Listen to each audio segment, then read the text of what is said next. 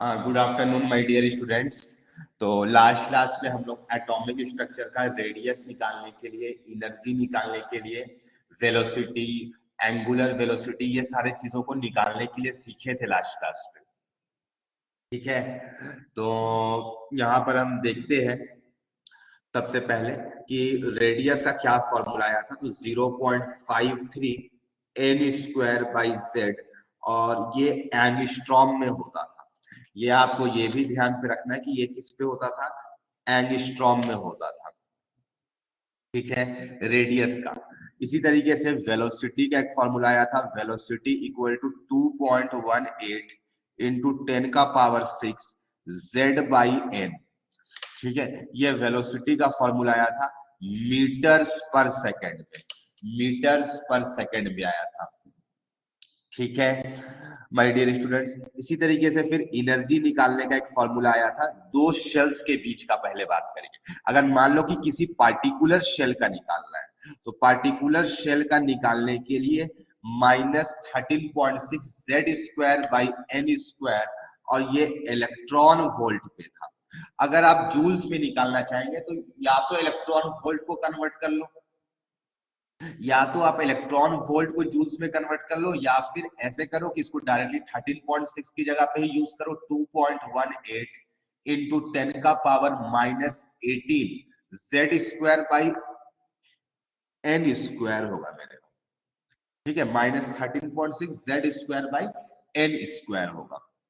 हाँ, ये किसी पार्टिकुलर शेल का है, और दो शेल्स के बीच का अगर एनर्जी निकालना है तो प्लस हो जाएगा 13.6, माइनस के टर्म में भी लिख सकते हो, सिर्फ अंदर में चेंज करना पड़ जाएगा। 1/n1 square minus 1/n2 square. ये भी अभी 13.6 वाला लिए है, तो ये इलेक्ट्रॉन वोल्ट पे आएगा। हाँ, यहाँ पे एक चीज माइनस होगा ना, क्या हुआ, माइनस होगा ना। यहाँ पे माइनस, एक सेकंड चेक करने दो हमें, प्लस होगा यहाँ पे ना, दो शेल्स के नहीं, बीच फिर का वहां पे एनर्जी होगा। माइनस होगा, यहाँ पे 1/n1। मेरे हिसाब से ये हम सही लिखे हैं माय डियर स्टूडेंट। सर यहाँ पे माइनस देखो होगा। क्या हुआ। यस सर सही है। हाँ, ये सही लिखे ये हैं सर कि सही लास्ट है। क्लास यही लिखवाए थे। हम ये भी लाइन बोले थे कि यहाँ पर हम लोग मैग्नीट्यूड केवल निकाल रहे हैं दो शेल्स के बीच का। अगर आप 30 देखो, अब यहाँ पे एक चीज हम बताए थे लास्ट क्लास में कि अगर ऊपर जाएंगे तो आपका नेट वैल्यू पॉजिटिव होगा, यानी कि क्या होना चाहिए, वो एंडोथर्मिक होना चाहिए। और अगर आप ऊपर से नीचे आएंगे माय डियर स्टूडेंट, तो उस केस में एनर्जी रिलीज होती है। ठीक है, तो अपने आप को ये दो शेल्स के बीच का केवल एनर्जी डिफरेंस है। ये जो डेल्टा ई चाहो तो बोल दो, तो ये दो शेल्स के बीच का मैग्नीट्यूड केवल बता रहा है, ये मैग्नीट्यूड इतना होगा। अगर आप माइनस में लिख दीजिएगा तब भी कोई गलत नहीं है, वो बस आपके हिसाब से वो क्या हो गया, रिलीज एनर्जी हो गया। हम केवल मैग्नीट्यूड पर बात करेंगे तो 13.6 हम बताए थे, यहाँ पर n2 माइनस n1 का एनर्जी निकाले थे हम, n2 माइनस n1 का, इसीलिए ये हो गया था मेरे पास। ये n2 वाला माइनस में रहा था, और ये माइनस माइनस प्लस हो गया था, en2 माइनस en1 निकाले थे। ठीक है, तो हम केवल मैग्नीट्यूड का बात किए थे, इसलिए ये आएगा। अदरवाइज किसी एक पार्टिकुलर शेल का निकालोगे तो ये फॉर्मूला होगा। अगर आप माइनस में भी लिख देंगे तो कोई फर्क नहीं पड़ेगा, वो केवल आपको ये समझना पड़ेगा कि ये रिलीज्ड एनर्जी है। तो आई होप ये सारी बातें सबको क्लियर हो गई होगी, किसी को कोई डाउट नहीं होगा, कोई टेंशन भी नहीं लेना कि माइनस होगा कि प्लस होगा, जो लिखने का मैंने सब लिख दो मेरे भाई। फाइनली आपको बस इतना लाइन का क्लैरिटी होनी चाहिए कि ऊपर जाएंगे शेल्स में तो पॉजिटिव होगा, नीचे आएंगे तो निगेटिव होगा, बस इतना बात आपको क्लियर होनी चाहिए। अब आगे बात करते हैं मेरे भाई, ये सब तो लास्ट लेक्चर पे हम लोग डिस्कशन किए थे। तो एक बार रिवीजन हो गया, क्विक रिवीजन हो गया, v इक्वल टू ओमेगा। ठीक है, टाइम पीरियड कैसे निकालेंगे, तो 2πr/v करके निकालेंगे। तो ये सारा फॉर्मूला हम लोग निकाले थे। यहीं पर एक छोटा सा टर्म हम लोग इंट्रोड्यूस करने जा रहे हैं एनर्जी से रिलेटेड, जिसका नाम है my dear students ionisation energy. Ionisation energy, ठीक है, एनर्जी से रिलेटेड है आयोनाइजेशन एनर्जी, शॉर्ट में इसे आई लिखते हैं। आयोनाइजेशन एनर्जी शॉर्ट में इसे प्यार से IE लिखते हैं। देखो अब हम एक आपको लाइन बोलना चाहते हैं, वो ध्यान से मेरी बातों को सुनना। देखो कभी भी हम आयोनाइजेशन अगर आपको बोले, कभी भी अगर हम आपको आयोनाइजेशन बोले तो इसका मतलब होता है आयन बनाना, आयन बनाना होता है। तो अब आयन भी दो टाइप के होते हैं, कटायन होते हैं और अनायन होते हैं। फिर एक डाउट आएगा सर यहाँ पे आयोनाइजेशन का मतलब कटायन बनाने की बात होगी या अनायन। तो हम एक बाय डिफॉल्ट ये सेट है कि आयोनाइजेशन का मतलब होता है कटायन बनाना। अगर कभी भी हम ये लाइन बोले कि आयोनाइज हो रहा है, मतलब आप समझ जाइएगा कि कटायन बनाने की बात हो रही है। तो मेरे भाई अगर इलेक्ट्रॉन को क्या करना पड़ेगा कटायन बनाने के लिए, एटम से रिमूव कर देना होगा। रिमूव करने का मतलब क्या हो गया, शेल नंबर 1 या शेल नंबर 2 से इंफिनिटी ले जाना होगा। इंफिनिटी वैसे कुछ होता नहीं है मेरे भाई, जो चीज नहीं दिखाई दे उसको इंफिनिटी बोल देते हैं। इंफिनिटी निकाल पहुंचा देने का मतलब क्या हुआ, वो एटम के विसिनिटी से बहुत दूर हो गया है, एटम के विसिनिटी से बहुत दूर हो गया है। तो इसका मतलब हो गया मेरे भाई, to move the electron, to move the electron to n equal to infinity. आप n इक्वल टू इंफिनिटी पे इलेक्ट्रॉन को मूव करा दो, इसी को कहते हैं मेरे भाई आयोनाइजेशन एनर्जी। यानी कि शेल नंबर इंफिनिटी का मतलब न्यूक्लियस से बहुत दूर हो गया, मतलब वो एटम के विसिनिटी पे रहा ही नहीं। ठीक है, तो मेरे भाई अगर हम बोले तो आयोनाइजेशन के लिए एनर्जी कितना हो जाएगा फाइनली, इसको तो मतलब समझ में आया कि इलेक्ट्रॉन को इन्फिनिटी रीच करा देना है।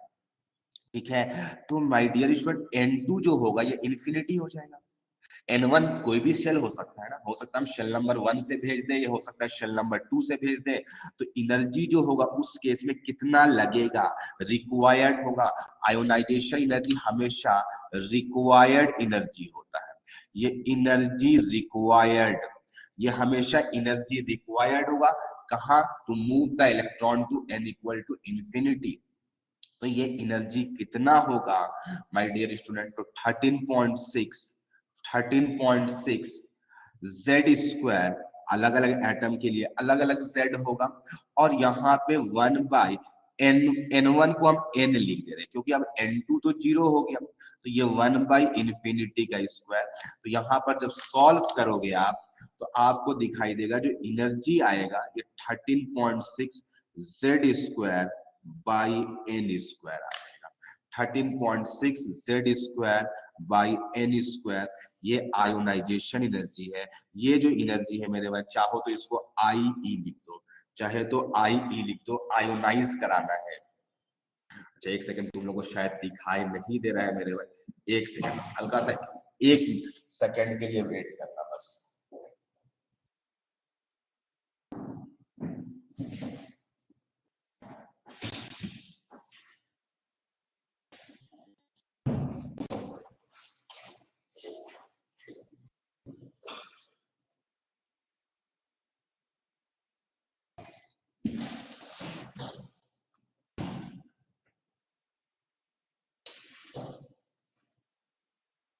अब दिखाई देना चाहिए, अच्छा कैमरा ही मेरा ये हो जा रहा है,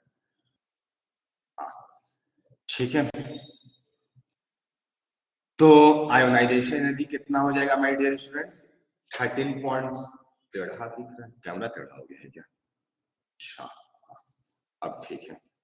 13.6 z square by n square, तो ये आ गया माय डियर स्टूडेंट्स, ठीक है, ये आ गया इलेक्ट्रॉन वोल्ट में। अब अगर हाइड्रोजन एटम के लिए बात करें, यहीं पे लिख रहे हैं फॉर हाइड्रोजन एटम, अगर हम हाइड्रोजन एटम के लिए बात करें तो क्या हो जाएगा, z का वैल्यू 1 हो गया, z का वैल्यू 1 हो गया, तो 13.6 इंटू 1 बाई n स्क्वायर हो जाएगा। अब एक बात और बता देते हैं मेरे भाई कि जनरली जो भी हम बोर्स का एटॉमिक मॉडल पढ़ रहे हैं वो कहां पर एक इलेक्ट्रॉन सिस्टम के लिए वैलिड है, यानी जो पहला इलेक्ट्रॉन होगा वो तो रह जाएगा, वो वही को ना आयोनाइज कराएंगे, क्योंकि हम लोग जो भी एटॉमिक मॉडल में डेरिवेशंस किए थे वहां पे केवल एक इलेक्ट्रॉन था। तो जनरली ये चीजें एज्यूम्ड होती है कि अगर शेल नंबर मेंशन्ड नहीं रहा, if shell number is not mentioned then हम लोग अपने मन से ये n का वैल्यू 1 ले लेंगे। क्यों क्यों बोले मेरे भाई? क्योंकि जितना भी डेरिवेशन हुआ था वो एक इलेक्ट्रॉन सिस्टम के लिए वैलिड था, तो एक इलेक्ट्रॉन कहाँ पे रहेगा? शेल नंबर 1 में रहने का चांसेस है ज्यादा। तो इसका मतलब अगर शेल नंबर मेंशन नहीं रहा तो आप n इक्वल टू 1 ले लेंगे। तो लिख लो if shell number is not mentioned, if shell number is not mentioned, then ionize the electron, then ionize the electron from n equal to 1. लिख लो एक line, if shell number is not mentioned then ionize the electron from n equal to 1. n equal to 1 से आप ionize करा देंगे, ठीक है। अगर shell number mention नहीं होगा तो n इक्वल टू 1 से आप मेंशन करा देंगे, ठीक है। आई होप ये लाइन जो हम कहे तुम्हें वो समझ आ गया होगा, ठीक है। चलो अब आगे की बात करते हैं माय डियर स्टूडेंट्स, ठीक है। अच्छा एक बात बताना, अगर मान लो कि हम आयोनाइजेशन एनर्जी से ज्यादा एनर्जी दे दिए, मान लो कि हमको 13.6 Z²/n² रिक्वायर्ड था, लेकिन उससे कहीं ज्यादा एनर्जी दे दी, तो वो एनर्जी कहाँ चला जाएगा? कोई बता सकता है हमें? अगर हम एक्स्ट्रा एनर्जी दे दिए तो कहाँ चला जाएगा? कोई जवाब दे सकता है? काइनेटिक तो जस्ट एनर्जी लाइक, हाँ बोलो जुबैर क्या बोल रहा है? Sir, kinetic energy. यस, वो एक्स्ट्रा एनर्जी क्या होगा? क्योंकि ये पोटेंशियल एनर्जी दिए थे, अब जितना पोटेंशियल एनर्जी के अलावा एनर्जी होगा वो सारा काइनेटिक में कन्वर्ट हो जाएगा। तो if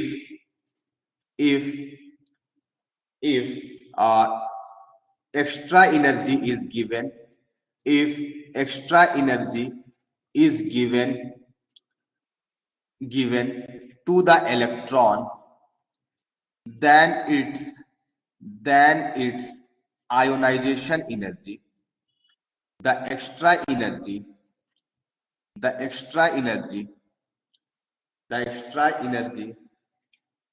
will converts into kinetic energy,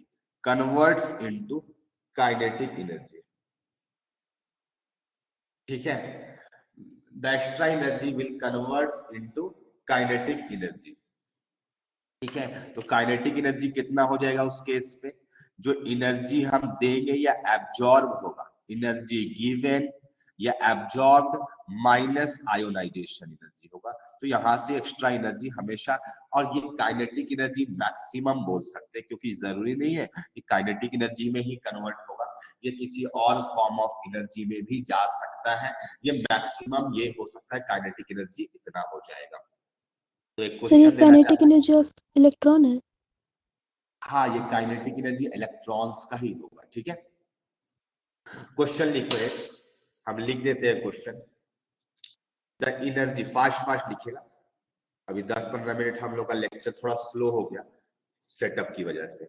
the energy required for ionisation, the energy required for ionisation of an electron is 217.6 electron volt. आपको इसी टाइप का डेटा दे रहे हैं कि आपका कैलकुलेशन आसान रहेगा।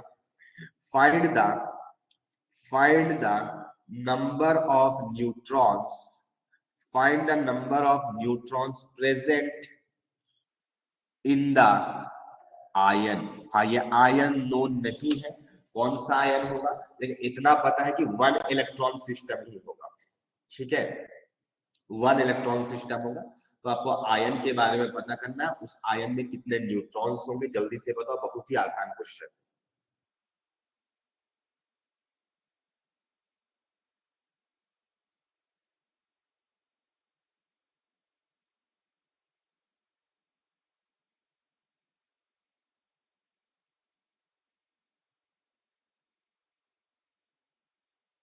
आ गया?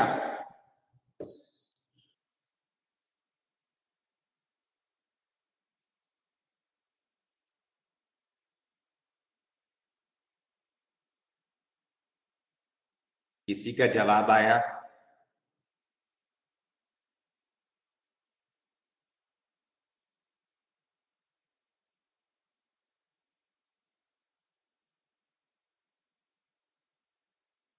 No one.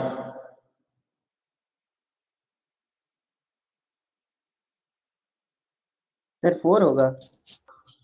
सर 4 आ रहा है। एटम कौन सा आया? बेरिलियम। बेरिलियम। बेरिलियम का मास नंबर 9 होता है। तो यहाँ पे वही तो 5 तो होगा। 5 हो जाएगा। 5 हो जाएगा। तो ये थोड़ा सा ध्यान पे रखना पड़ेगा आपको कि बेरिलियम का ऐसा नंबर दिया जाएगा जिसपे आपको गलती करवाया जाए। तो इलेक्ट्रॉन वोल्ट पे है, तो आयोनाइजेशन एनर्जी आपको पता है, सीधा फॉर्मूला पुट करो, Z², Z का पता करना है। अगर शेल नंबर कभी भी मेंशन नहीं है तो अपने मन से 1 पुट कर देंगे, ठीक है, अपने मन से 1 पुट कर देंगे। यहाँ पे कैलकुलेशन ऐसा है कि ये आपका 16 टाइम्स कटेगा, तो यहाँ पर से आपका Z का वैल्यू जो आएगा वो 4 आ जाएगा।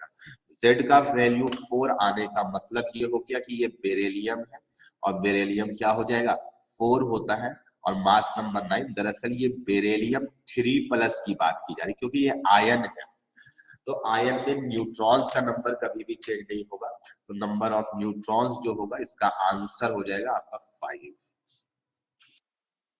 आंसर आपका 5 हो जाएगा, ठीक है। तो आई होप कि सभी बच्चों से बन गया होगा। नेक्स्ट क्वेश्चन पे आते हैं। नेक्स्ट क्वेश्चन पे आते हैं माय डियर स्टूडेंट्स, ठीक है।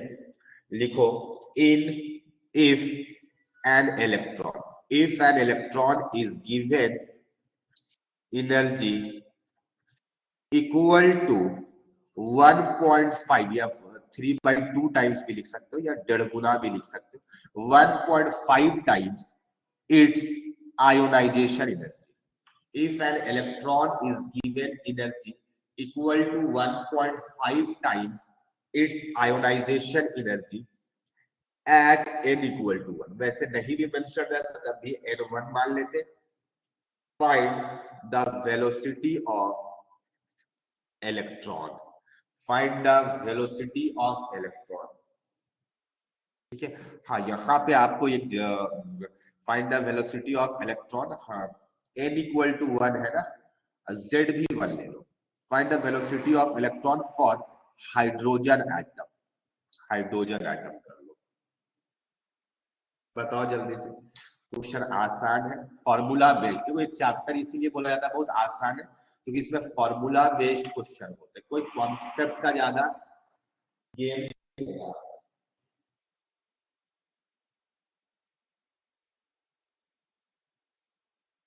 जिसका आ जाएगा वो चैट पे जवाब देगा।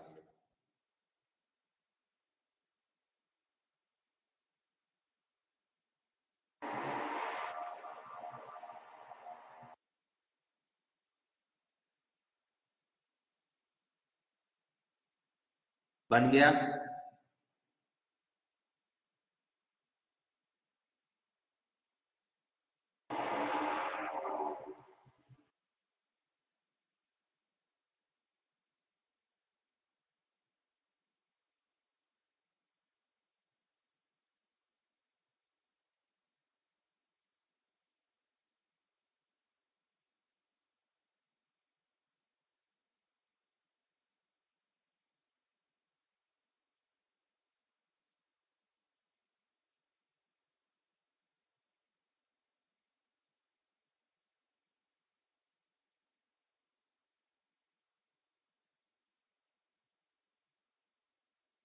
किसी का जवाब?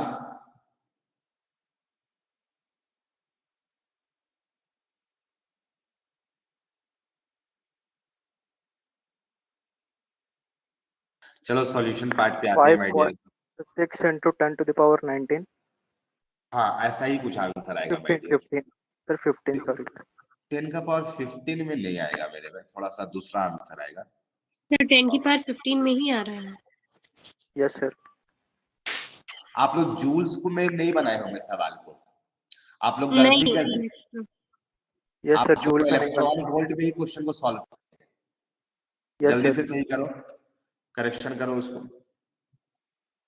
तो माय डियर स्टूडेंट यहाँ पे देखो क्या चीज है कि आपको जो एनर्जी गिवन हुआ, यानी काइनेटिक एनर्जी के लिए एनर्जी लेट से आयोनाइजेशन एनर्जी एनर्जी एब्सॉर्ब्ड, यहाँ पे एक चीज हम एज्यूम कर लेते हैं कि आयोनाइजेशन एनर्जी को x ले लेते हैं, आयोनाइजेशन एनर्जी को x ले लिए तो आपको एनर्जी जो एब्जॉर्ब किया, जो गिवन हुआ वो 1.5 गुना दिया उस गया आयोनाइजेशन एनर्जी के, तो माइनस आयोनाइजेशन एनर्जी। हम बताए थे लास्ट क्लास में भी जो काइनेटिक एनर्जी होगा और जो वर्क फंक्शन होगा या मिनिमम एनर्जी, वो आयोनाइजेशन एनर्जी हो सकता है, वो बाइंडिंग एनर्जी हो सकता है, ठीक है, वो वर्क फंक्शन हो सकता है। तो ये वही वाला केस है मेरे में आयोनाइजेशन एनर्जी वाला, ठीक है। तो काइनेटिक एनर्जी की जगह पे mass of electron half mv², ये 1.5x 0.5x कर दो। अब यहाँ पे आपको जूल्स में करके पुट करना पड़ेगा, मास ऑफ इलेक्ट्रॉन, इसके आगे का पार्ट हम इधर सॉल्व कर रहे हैं, हाफ इंटू 9.1 इंटू 10 का पावर -31 kg इंटू वेलोसिटी का स्क्वायर इक्वल टू 0.5, ठीक है। हम जूल्स वाला फॉर्मूला पुट कर दे रहे हैं सीधा सीधा, तो 2.18 इंटू 10 का पावर -18, z का वैल्यू 1, n का वैल्यू 1, तो 2 इतना हो जाएगा। यहां से सॉल्व करो तो वेलोसिटी का वैल्यू कुछ 1.5 1.6 के अराउंड आएगा, 1.56 इंटू 10 का पावर 6 मीटर्स पर सेकेंड होगा। हमें लग रहा है कि आ भी रहा है, किसी का ये आंसर मैच किया? 10 की पावर 6 के रेंज में ही है। Yes sir. ठीक है, तो ये आंसर आ जाएगा। हो सकता है किसी का 1.6 आ रहा हो सकता है किसी का 1.5 आ रहा हो, इस टाइप से कुछ आंसर आएगा मेरे में, ठीक है, मीटर्स पर सेकंड में। तो आप लोग कैलकुलेशन के टाइम में देखो, ये फॉर्मूला बेस्ड चैप्टर है तो आपको यूनिट में थोड़ा ध्यान रखना पड़ेगा, क्योंकि जब इतना आसान चीजें आ रही है तो क्या ही चेंज किया जा सकता है, तो यूनिट्स, ठीक है। सर आप पता कैसे किए कि जूल में लेना है? पता कैसे किए? क्योंकि वेलोसिटी निकालेंगे किस यूनिट में बाबू? मीटर्स पर सेकंड में ना निकालेंगे। तो अगर एसआई यूनिट में निकालना है तो एनर्जी किस यूनिट पे रखना पड़ेगा? एसआई यूनिट पे, ठीक है। आई होप आपको बात समझ आ गया होगा, ठीक है। तो मेरे भाई ये एनर्जी ये सबसे रिलेटेड क्वेश्चंस कुछ और भी ज्यादा नहीं, हम क्या ही देंगे मेरे भाई, तुमको फॉर्मूला पुट करने देंगे क्या? ये फॉर्मूला पुट करके बनाओ कि n=2 से n=1 में क्या एनर्जी डिफरेंस होगा हाइड्रोजन एटम के लिए। नहीं, हम ये सब काम नहीं करेंगे, वो सब अपना घर में बनाना है, वो सब एग्जाम में भी मत एक्सपेक्ट करना कि आएगा, ठीक है। हम लोग एक न्यू टॉपिक पढ़ने जा रहे हैं, स्पेक्ट्रम, न्यू टॉपिक पढ़ाने जा रहे हैं माय डियर स्टूडेंट, स्पेक्ट्रम, ठीक है। और देखो एनसीईआरटी में बहुत डिटेल्ड में स्पेक्ट्रम दिया हुआ है और हम भी आपको डिटेल में पढ़ाएंगे, ठीक है। हाँ, एक बात बोल देते हैं, ये स्पेक्ट्रम से एक भी सवाल नहीं आएगा। क्या सवाल आएगा उसको हम लोग नोट पे लिखेंगे, लेकिन एक स्पेक्ट्रम एक थ्योरेटिकल टॉपिक है जिसके बारे में भी हम लोग डिस्कशन करने जा रहे हैं, थोड़ा फास्ट करेंगे मेरे भाई। एक बात सबको पता होता है, एक बात सबको पता होता है, क्या पता होता है कि अगर एक प्रिज्म है, एक प्रिज्म है, तो प्रिज्म में अगर एक व्हाइट लाइट को भेजते हैं, एक व्हाइट लाइट को भेजे, ये सब आप लोग बहुत अच्छे से पढ़े हो, 4th 5th क्लास से पढ़ रहे हो, व्हाइट लाइट को भेजे हैं। व्हाइट लाइट कहने का मतलब जो हम लोग देख नहीं सकते हैं, तो उसको व्हाइट लाइट बोल रहे हैं। तो जब प्रिज्म के अंदर भेजे मेरे भाई, तो उसके अंदर में क्या होता है, जिसे रिफ्रैक्शन होता है। तो ये रिफ्रैक्शन का फिनोमेना तो होना ही है, bending of light towards the normal, away from the normal. तो इस टाइप से प्रिज्म में कुछ अंदर पे बेंडिंग ऑफ लाइट रेडिएशन होता है। उसके बाद फिर ये रेडिएशंस बाहर आते हैं मेरे भाई, और इधर जब रेडिएशंस बाहर आते हैं तो ये 7 कलर्स में डिस्पर्स हो जाते हैं, ये 7 कलर्स में डिस्पर्स हो जाते हैं, जिसको हम लोग एक फोटोग्राफिक प्लेट, तुम कहोगे सर फोटोग्राफिक प्लेट कैसा होता है? मेरे में जो एक्सरेज के बाद एक ब्लैक कलर का प्लेट दिखाई देता है आपको, सब कोई देखा होगा मेरे में, उसमें कुछ अंदर पे कुछ लाइंस भी बने रहते हैं, व्हाइट दिखाई देता है, आप अगर देखे होंगे अच्छे तरीके से। दरअसल वो व्हाइट लाइट है ना, एक्सरे था, तो एक्सरे का कोई कलर हम लोग देख थोड़ी ना सकते, वो विजिबल लाइट थोड़ी है, तो व्हाइट दिखाई देता है। तो वो जो ब्लैक कलर का जो प्लेट होता है ना, उसी को फोटोग्राफिक प्लेट कहते हैं। तो मेरे भाई ये वाला जो ऐसा लाइन सामने से ऐसे रखे, परपेंडिकुलर इसके सामने रखते हैं। अब देखो ऑन पेपर तो नहीं ना बना सकते हैं वैसे, तो तुम फील करो चीजों को। इसको बोला जाता है फोटोग्राफिक प्लेट। तो इसमें 7 कलर होते हैं मेरे में, ऊपर में रेड होता है और नीचे में वायलेट होता है, और इस दोनों के बीच पे अगर हम तुमको सारा कलर्स के बारे में लिखे तो विबग्योर होता है। ये सारी बातें आप जानते हैं। विबग्योर होता है, उल्टा लिखा गया मेरे में, ये नीचे से लिखना चाहिए था विबग्योर, ठीक है, YOR होता है। इस टाइप से ये कलर्स आपको दिखाई देंगे, 7 कलर्स, ठीक है। हम लोग इतना ज्यादा डिटेल में नहीं बात करें, बस आपको इतना पता था कि व्हाइट लाइट को प्रिज्म से पास करेंगे तो उसके अंदर में रिफ्रैक्शन फेनोमेना होगा, उससे लाइट जाएगा, बेंडिंग होगा, फिर बाहर निकलेगा, तो उससे 7 कलर्स देखने को मिल जाते हैं, क्योंकि आपको ऑप्टिक्स में और भी पढ़ाया जाएगा, ठीक है। व्हाइट लाइट था यहाँ पर। तो मेरे भाई जो एक प्लेट में बहुत सारे कलर्स को कलेक्ट किए, कलेक्शन किए ना, बहुत सारे कलर्स को एक प्लेट पे, तो जो कलर्स का बहुत सारा कलर्स एक जगह पे आ जाने को ही स्पेक्ट्रम कहते हैं। स्पेक्ट्रम का मतलब होता है मल्टीपल कलर्स, सिंपल लाइन में बोले तो मल्टीपल कलर्स बोलते हैं। तो collection of radiations, collection of radiations of, ये सब एग्जाम में आपका नहीं आएगा, हम पहले बोल दे रहे हैं। Collection of radiations of different wavelengths, या फ्रीक्वेंसी भी लिख सकते हो मेरे भाई, या फ्रीक्वेंसी भी लिख सकते हो। Collection of radiation of different wavelength या फिर frequency on A photographic plate is called spectrum, ठीक है। लेकिन हम आपको क्लियर करने के लिए कॉन्सेप्ट है, तो केवल हम लोग IIT नहीं मेरे भाई, थोड़ा सा कॉन्सेप्ट भी समझ ले, जब चैप्टर समझ रहे हैं तो। Is called spectrum, is called spectrum, ठीक है। ये व्हाइट लाइट वाला कॉन्सेप्ट तो आपको अच्छे से मालूम होगा। अब हम आपको बताएंगे स्पेक्ट्रम जो होता है, स्पेक्ट्रम जो होता है वो बेसिकली 2 टाइप्स के होते हैं। बहुत लोग बहुत सारे कैटेगराइज करते हैं, लेकिन हमें ऐसा लगता है कि मेरे भाई ये 2 ही कैटेगरी पे डिवाइड होना चाहिए, तो हम अपने स्टूडेंट्स को 2 ही कैटेगरी पे बताते हैं, बेसिक कैटेगरी, बाकी वो सारे इसके अंदर में सब कैटेगरीज में आते हैं। तो मेरे भाई यहाँ पर एक होता है एब्जॉर्प्शन स्पेक्ट्रम, एब्जॉर्प्शन स्पेक्ट्रम, ठीक है। ऐसा नहीं कि कोई भी चीज इलॉजिकल है, जो भी चीजें हैं वो काम का है, इसीलिए पढ़ा रहे हैं। इमिशन स्पेक्ट्रम, तो अब हमारा जो बोर्स का एटॉमिक मॉडल था ना, उन्होंने कुछ स्पेक्ट्रम के बारे में आइडिया दिए थे। उन्होंने क्या बताया कि जब कोई रेडिएशन इलेक्ट्रॉन लेता है तो वो हायर एनर्जी शेल में जाता है, तो ड्यूरिंग दिस प्रोसेस वो किसी रेडिएशन को एब्जॉर्ब करता है। तो जब रेडिएशन एब्जॉर्ब होगा ना, तो वहां पर एब्जॉर्प्शन स्पेक्ट्रम बनेगा, ठीक है, वहां पर एब्जॉर्प्शन स्पेक्ट्रम बनेगा। तुम कहोगे सर एक तो एग्जांपल दिखला दे तो बड़ा अच्छा लगता है। देखो हम दिखलाना चाहते हैं मेरे, यहाँ पे एक फोटो बनाएगी तुम्हारे सामने। लेट से ये कोई एटम है, लेट से कोई एटम का ये न्यूक्लियस है, ये शेल नंबर 1 है, ये शेल नंबर 1 है। तो मान लो कि इस तरीके से बहुत सारे रेडिएशंस थे, इस तरीके से बहुत सारे रेडिएशंस थे, अलग अलग वेवलेंथ्स के, अलग अलग। लेट से ये लैम्डा 1 के थे, ये लैम्डा 2 के थे, ये लैम्डा 3 के थे, और यहाँ पर एक इलेक्ट्रॉन था। अब इस इलेक्ट्रॉन जब रेडिएशन आया ना, ये इलेक्ट्रॉन एनर्जी ले करके ये हायर एनर्जी शेल में चला गया, ऊपर चला गया। तो अब मान लो कि लैम्डा 2 वाला एब्जॉर्ब हो गया, तो बाकी सारे तो पास हो जाएंगे। एटम का स्पेस क्या होता है, खाली होता है। तो खाली होगा तो मेरे में जो पास हो गए, तो कौन कौन पास हो जाएंगे, लैम्डा 1 और लैम्डा 3 आ जाएगा वापिस, लैम्डा 1 और लैम्डा 3। तो यहाँ पे एक लाइन दिखेगा लैम्डा 3 का, और यहाँ पे एक लाइन दिखेगा लैम्डा 1 का, लैम्डा 2 नहीं दिखाई देगा। यानी फोटोग्राफिक प्लेट जो काला काला कलर का होगा मेरे भाई, वो ब्लैक ब्लैक दिखाई देगा।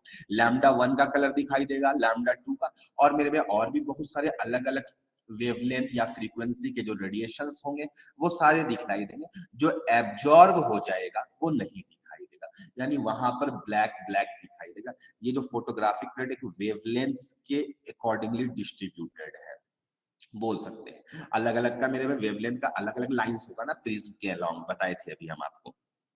तो इस दौरान ये रेडिएशन को एब्जॉर्ब किया, तो मेरे में एब्जॉर्प्शन स्पेक्ट्रम, यानी लैम्डा 2 अब नहीं दिखाई दे रहा है, तो ये जो स्पेक्ट्रम है इसको हम लोग कहेंगे एब्जॉर्प्शन स्पेक्ट्रम। समझ गए क्या मेरे भाई? तो अब तुमको एक लाइन और भी समझ में आ गया होगा कि सर इसका मतलब जब इलेक्ट्रॉन इलेक्ट्रॉन 2 से 1 में आएगा, जब इलेक्ट्रॉन 2 से 1 में आएगा तो उस टाइम में तो ये एनर्जी रिलीज करेगा in the form of radiation. तो जब एमिट करेगा ना रेडिएशन, तो उस टाइम में एमिशन स्पेक्ट्रम बनेगा, उस टाइम में एमिशन स्पेक्ट्रम बनेगा। तो आई होप ये लाइन समझ में आए, इसी बात के लिए हम इतना स्पेक्ट्रम आपको पढ़ा रहे थे। ठीक है, तो मेरे भाई ये तब फॉर्म होता है, इस पे रेडिएशंस एब्जॉर्ब्ड हो जाते हैं, एब्जॉर्ब हो जाते हैं।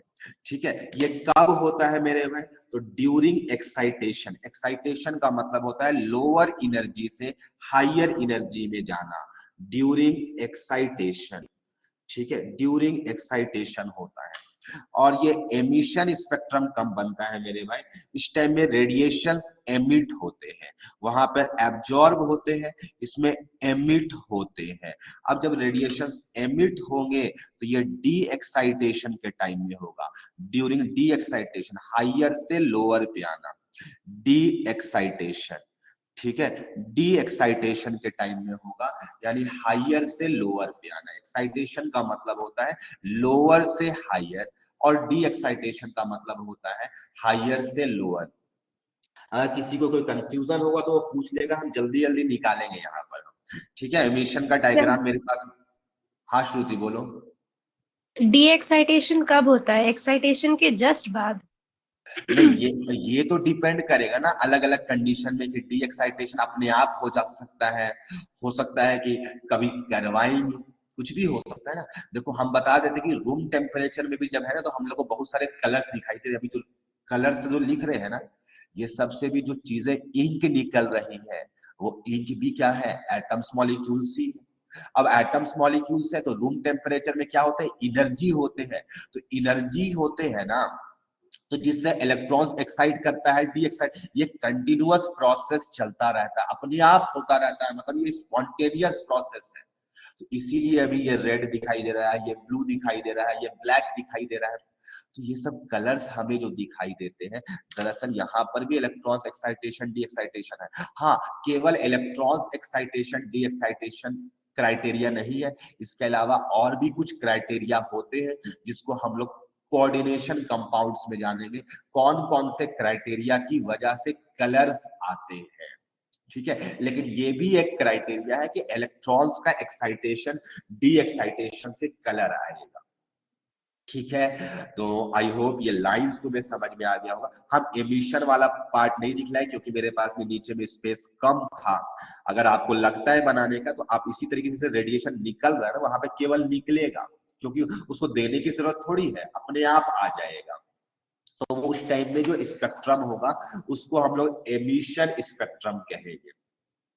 ठीक है, तो माय डियर स्टूडेंट्स, अब जो हमारा डिस्कशन है,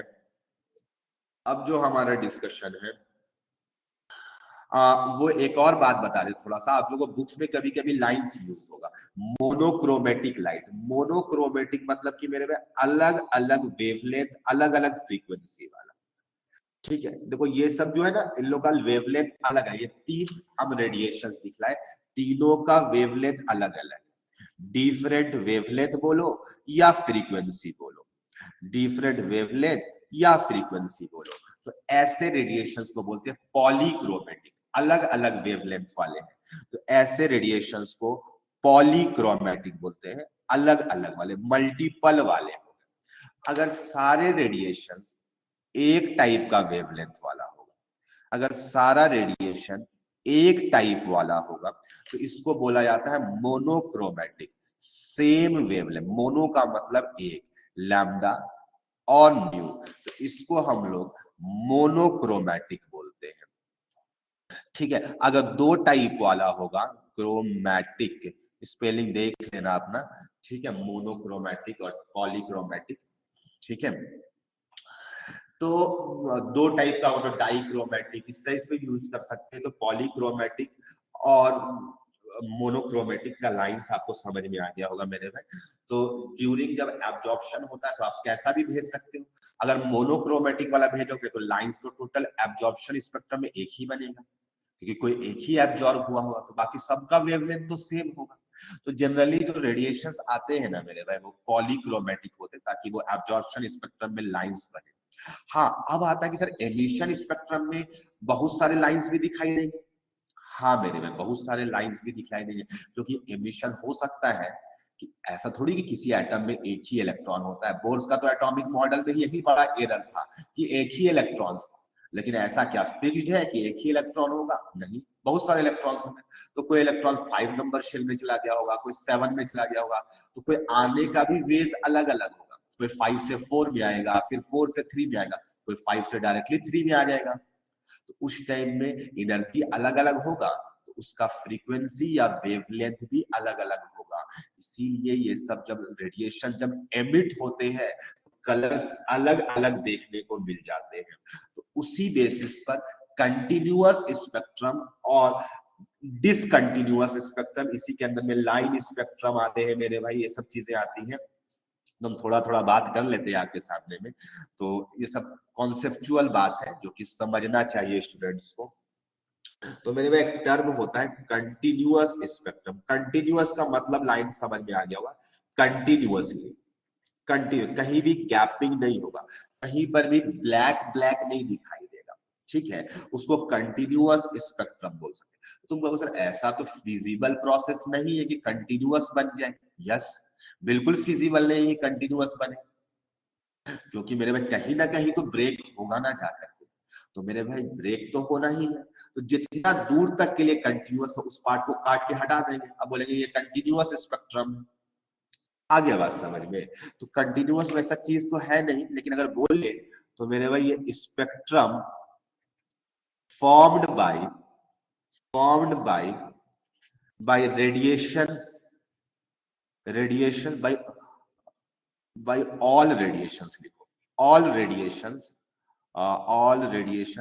इन ए सर्टेन रेंज, एक सर्टेन रेंज तक चलेगा, क्योंकि ब्रेक तो करना ही है मेरे में। ऐसा इम्पॉसिबल जैसी चीजें हैं कि वो ब्रेक ही ना करे, ब्रेक तो करेगा मेरे में। तो जैसे मान लो कि एक सर्टेन वेवलेंथ तक, लेट्स से कि λ1 से λ2 तक, हाँ तुम बोलोगे λ1 λ, मेरे भाई इसके अंदर में सारे कलर्स मिल रहे हैं, सारे कलर्स मिल रहे हैं। तो ऐसे स्पेक्ट्रम को हम लोग कंटिन्यूअस स्पेक्ट्रम बोलेंगे। यानी कि मेरे भाई हो सकता है यहाँ से अलग एक कलर दिखलाई दे, मेरे भाई अलग अलग कलर्स होंगे, ऐसा हो नहीं सकता कि लाल ही होगा पूरा, ऐसा मत समझिएगा। क्योंकि मेरे भाई लाल का मतलब हो गया मेरे भाई कि सारे का वेवलेंथ एक ही हो गया, नहीं मेरे भाई वो कलर बदलेगा, हम कितना कलर्स चेंज करेंगे, तो पॉसिबल नहीं है। इस तरीके से फिर कुछ और वेवलेंथ के लाइंस होंगे, तुम मत समझने कि बीच में तो खाली दिख रहा है, मेरे पास सब भरा हुआ है। फील करो फीलिंग्स को, ठीक है। फिर इसी तरीके से मेरे इधर वाला भी है, कुछ कलर्स है ऐसा, मतलब पूरा भरा हुआ है λ1 से λ2। हो सकता है इधर बाद में खाली होगा, इधर खाली होगा, वो हो सकती है चीजें, लेकिन एक सर्टेन रेंज तक पूरा दिखाई देगा, ठीक है। Spectrum form by all radiation in certain range, एक सर्टेन रेंज तक मेरे भाई। इसी तरीके से डिसकंटिन्यूअस स्पेक्ट्रम भी बात करते हैं, डिसकंटिन्यूअस स्पेक्ट्रम। आप समझ गए होंगे, बीच में होगा फिर गैपिंग होगा, ठीक है, बीच में होगा फिर गैपिंग होगा। तो spectrum formed by radiations of specific wavelength बोलेंगे। Spectrum formed by radiations of specific wavelength, specific कुछ वाला स्पेसिफाइड होंगे, specific wave form by radiation of specific wavelengths, या फ्रीक्वेंसीज भी लिख सकते हो। तो मेरे में ऐसा स्पेक्ट्रम का बात कर रहे हैं कि बीच में एक ठो बना, मान लो कि यहाँ पे एक ठो आया, फिर डार्क दिखाई दिया एक वेवलेंथ, फिर मेरे में कुछ दूर के बाद दिखाई दिया ऐसा दूसरा कलर, ठीक है। बीच बीच में खाली है, यहाँ पर धब्बा है जो कि ब्लैक, अगर फोटोग्राफिक प्लेट में ब्लैक है तो ब्लैक दिखाई देता है, इसी तरीके से फिर कुछ हो सकता है थोड़ा दूर में लैम्डा 3 दिखाई देगा। तो इस तरह से बीच बीच में दिखाई देगा लाइंस के फॉर्म में। तो इसको हम लोग लाइन, डिसकंटिन्यूअस स्पेक्ट्रम जो होगा वो लाइन स्पेक्ट्रम होगा, लाइंस दिखाई देंगे। अच्छा, एक बैंड स्पेक्ट्रम भी होता है। बैंड का मतलब मोटा मोटा होगा, ये लाइंस दो चार ठो कंटिन्यूअस होगा फिर गैपिंग होगा, तो वो बैंड्स के फॉर्म में होगा। तो एक बार हमें जल्दी से बताओ माय डियर स्टूडेंट, तो इस टाइप से जो चीजें हम बताए, क्या वो बातें समझ आ गई मेरे भाई? क्लियर है, यस या नो? ठीक है, तो ये स्पेक्ट्रम के बारे में थ्योरी था, थ्योरेटिकल पार्ट्स थे मेरे भाई, किस तरीके से एब्जॉर्प्शन होता है, किस तरीके से कंटिन्यूअस स्पेक्ट्रम, किस तरीके से लाइन स्पेक्ट्रम, डिसकंटिन्यूअस स्पेक्ट्रम बनता है। अब हमारा जो बात होगा मेरे भाई, जो कि अब जो क्वेश्चंस आने वाला बात है, ये तो थ्योरी था, जो कि अब हम लोग जो बातें करेंगे ना, अब समझ में आ गया होगा तुमको, मेरे बोलने से पहले ही तुमको पता होगा कि इतना तो पढ़ा ही होगा पहले कि कुछ लाइंस एमिट होते हैं, नंबर ऑफ लाइंस का बहुतों को फॉर्मूला भी याद होगा। तो हम लोग नोट बात करेंगे, नोट। देखो ये मेनली जो बात करेंगे हाइड्रोजन स्पेक्ट्रम के लिए, क्योंकि हमारा जो सिलेबस है वो हाइड्रोजन स्पेक्ट्रम के लिए ही है, और बोल सकते हो hydrogen like spectrum, hydrogen spectrum या हाइड्रोजन लाइक स्पेक्ट्रम्स के लिए वैलिड है। ठीक है, तो यहाँ पर एक पॉइंट लिखना चाहते हैं मेरे भाई, लिखो, हम बोल करके लिखवाएंगे आपको, लिखना मेरी बातों को, ठीक है? Sir I hope. हाँ ऋषिकेश बोलो। सर ये स्पेक्ट्रम तो एक ही होता नहीं है, हाइड्रोजन स्पेक्ट्रम क्या हुआ? मेरे भाई ये हाइड्रोजन स्पेक्ट्रम का मतलब जो हाइड्रोजन एटम का इलेक्ट्रॉन्स का एक्साइटेशन डी एक्साइटेशन होगा, उसी को हम लोग पढ़ाई करेंगे। ठीक है, अगर कोई दूसरा एटम होगा तो उसमें भी चेंज ना हो जाएगा मेरे भाई। मान लो कि हम हीलियम ले लिए तो उसमें 2 इलेक्ट्रॉन्स होंगे, अगर हम ले लिए लिथियम ले लिए तो 3 इलेक्ट्रॉन्स होंगे, तो एक ही साथ 3 तो आएगा मेरे भाई। समझ में आ रहा है? गेम हो जाएगा पूरा, मतलब कि डिफिकल्ट हो जाएगा थ्योरी। तो हो सकता है कि बोर्स को ये बातें दिख रही होगी कि हम गलती कर रहे हैं, लेकिन सोचोगे यार ये बड़ा एरर हो जाएगा, अभी कॉन्सेप्ट डिफिकल्ट हो जाएगा, बोले आसान बना दो, हाइड्रोजन को लेकर पढ़ाई होगा। ठीक है, तो मेरे भाई हम लोग जो डिस्कशन करेंगे मेनली बोलना चाहते हैं एक इलेक्ट्रॉन सिस्टम के लिए बात करने जा रहे हैं। ठीक है, तुम कह सकते हो सर एक और डाउट आएगा कि सर अगर दूसरा होगा तो मेरे भाई उस पे तो साइज वाइज तो थोड़ा मैटर करेगा ना, कि शेल नंबर 1 इतने डिस्टेंस में होंगे, शेल नंबर 2 इतना डिस्टेंस पे होंगे, तो साइज ये सब मैटर कर जाएगा। ठीक है, तो माय डियर स्टूडेंट चलो लिखो फर्स्ट पॉइंट, लिखो, एक अच्छे से लिखना, अंग्रेजी लिखवाएंगे क्योंकि तो अंग्रेजी यहाँ पे मैटर करेगा। लिखो, in case of sample of hydrogen atoms, हाँ एटम्स बोल रहे हैं मेरे, in case of sample of hydrogen atoms, atoms S लगाइएगा, atoms, maximum number of lines, maximum number, हम लोग मैक्सिमम निकालते हैं, maximum number of lines that can be emitted, that can be emitted for de-excitation, for de-excitation from N2 bracket में higher energy level, higher energy level, higher energy level to N1 bracket में lower energy level, directly और indirectly, directly और indirectly. तो ये क्या होगा, इसका एक फॉर्मूला होता है delta N into delta N plus 1 divided by 2। ये पीएनसी से आया है, आप लोग खुद भी प्रूफ कर सकते हैं, हम भी एक बार प्रूफ किए थे, बट अपने पास उतना टाइम नहीं है मेरे पास, N2 से N1 आने या कितना सारे रेडिएशन होते हैं, पीएनसी लगता है यहाँ पर। ठीक है, तो delta N into delta N plus 1 divided by 2 हो गया। अच्छा तुम कहोगे सर डेल्टा एन क्या चीज है, तो delta n equal to N2 minus N1 है। यहाँ पे डेल्टा एन जो है N2 माइनस N1 है। ठीक है, तो आपको समझ में आ गया होगा मेरे पास 5 से 3 में आए चाहे 5 से 1 में आए, अपने आप लगा लीजिएगा दिमाग की मैक्सिमम नंबर ऑफ लाइंस कितने हो जाएंगे। तो delta N into delta N plus 1 divided by 2, ये हाइड्रोजन एटम्स के लिए, मतलब एक साथ में 50, 60, 70, 150, 1.5 करोड़ मेरे भाई उतने सारे हाइड्रोजन एटम्स होंगे, तब का बात है। बहुत सारे लाइन, कोई हो सकता है कि N2 से N1 में डायरेक्टली आ जाएगा, कोई हो सकता है N2 के जस्ट बाद में आएगा, फिर एक एक करके आएगा, कोई मेरे भाई एक एक गैपिंग करके आएगा। तो इस तरीके से मैक्सिमम लाइंस कितने मिल सकते हैं तुम खुद भी काउंट कर सकते हो, सोच सकते हो लॉजिकली क्या कहना चाहते हैं। फॉर एग्जाम्पल जैसे मान लो, जैसे वो बोलना नहीं चाहिए था बट हम लिख दे, जैसे मान लो कि 3 से बात करें मेरे भाई, तो 3 से 2 और ये 1, तो 3 से 1 डायरेक्टली कोई आ सकता है। सर नहीं दिख रहा। हाँ अब दिखेगा मेरे। 3 से 1 डायरेक्टली आ सकता है, कोई हो सकता है कि 3 से 2 आए, 2 से 1 आए, ऐसे आ सकता है। 3 से 1 आने का, तो मेरे भाई ये तो एक इलेक्ट्रॉन के लिए ना हुआ, ये एक इलेक्ट्रॉन के लिए, इलेक्ट्रॉन 1 बोल दो, ये दूसरा इलेक्ट्रॉन हुआ, इलेक्ट्रॉन 2 के लिए ये पाथ होगा, इसके अलावा और पाथ नहीं होंगे 3 से 1 आने में।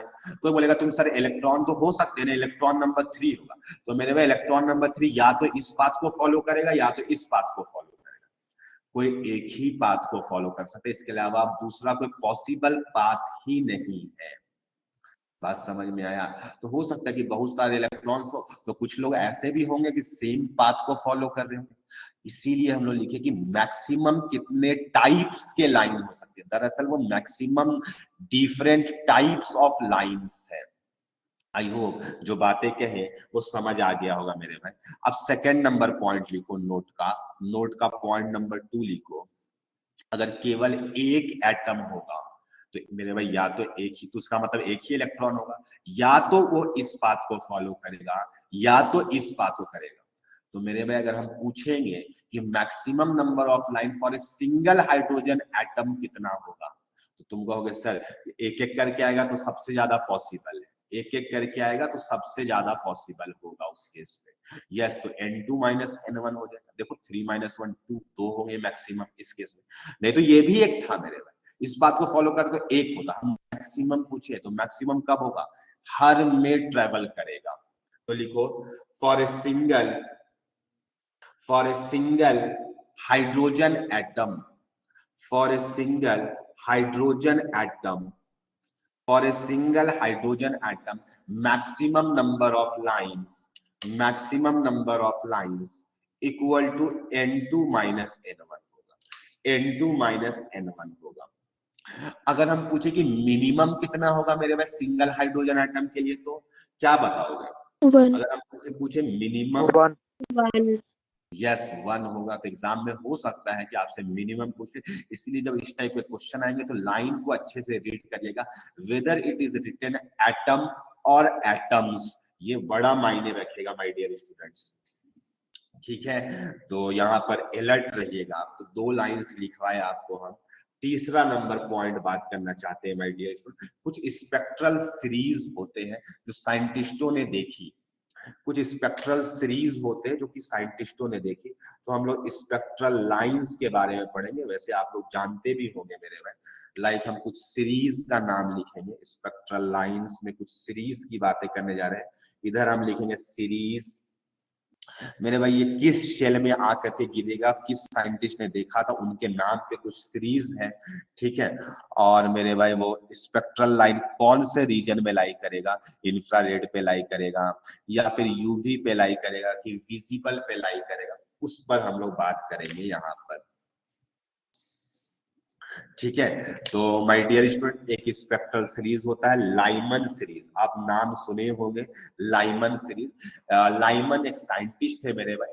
तो जब भी कोई इलेक्ट्रॉन कहीं से भी शेल नंबर 1 में आता था, कहीं पर से भी शेल नंबर 1 में आता था, ये हो सकता है 2 से आए, हो सकता है 3 से आए, हो सकता है इन्फिनिटी से, कहीं से भी, तो ये शेल नंबर 1 पे ही केवल ऑब्जर्वेशन कर रहे थे। तो ऑब्जर्व जब किए तो मेरे भाई इनको कुछ दिखाई दिया, और वो स्पेक्ट्रल लाइन जितने भी शेल नंबर 1 में आए थे कहीं से भी, तो मेरे भाई वो यूवी रीजन पे लाई करते थे। ये भी एक लॉजिकल बात है मेरे भाई कि यूवी पे ही लाई किया। मेरे भाई हम बताना चाहेंगे शेल नंबर 1 और शेल नंबर 2 के बीच का एनर्जी गैप, एनर्जी डिफरेंस सबसे ज्यादा है। तुम देख लो कहीं भी कैलकुलेट करो, शेल नंबर 1 और शेल नंबर 2 के बीच का जो एनर्जी डिफरेंस है वो 10.2 का है, बाकी सब में उससे कम होने लग जाता है गैप दो ही शेल के बीच में। एडजेसेंट दो शेल्स के बीच में देखोगे तो तुम्हें दिखाई देगा सबसे ज्यादा गैपिंग 2 और 1 के बीच में।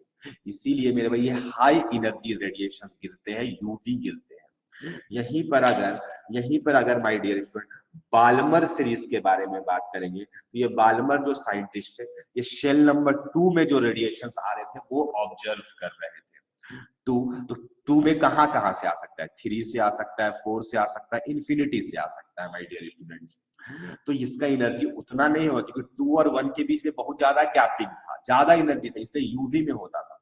तो यूवी से कम वाले होते हैं जो कि ये विजिबल रीजन पे लाई करता है, यानी इसको हम लोग देख सकते हैं मेरे भाई। तो आपको एक बात बता देंगे कि लाइमन को और बाल्मर को ज्यादा ध्यान रखिएगा क्योंकि जेईई में क्वेश्चन इसी दो सीरीज से मेनली आते हैं, मेनली माय डियर स्टूडेंट्स।